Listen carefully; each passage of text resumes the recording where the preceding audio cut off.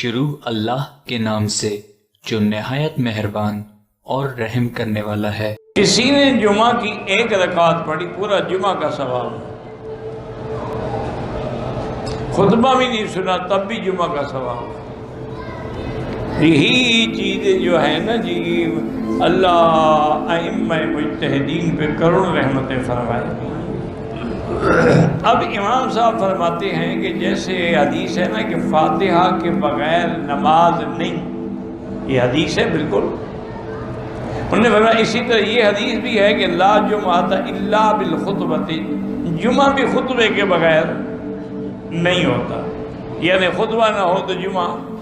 تو اب خطبہ سارے مقتدی پڑھتے ہیں یا صرف امام پڑھتا ہے؟ تو آپ نے تو خطبہ نہیں پڑھا، آپ کا جمعہ کیسے ہو گیا؟ تو مانا ہوا کہ امام کے پڑھنے سے سب کا ہو گیا۔ اسی طرح ایک آدمی بالکل رکوع میں آ کے ملا، اس نے خطبہ سنا ہی نہیں تب بھی ہو گیا، جبکہ امام نے تو پڑھا ہے۔ وہ کہتے ہیں کہ جب امام کے پڑھنے سے سب کا خطبہ ہو گیا تو امام کے فاتحہ پڑھنے سے بھی سب کی فاتحہ ہو۔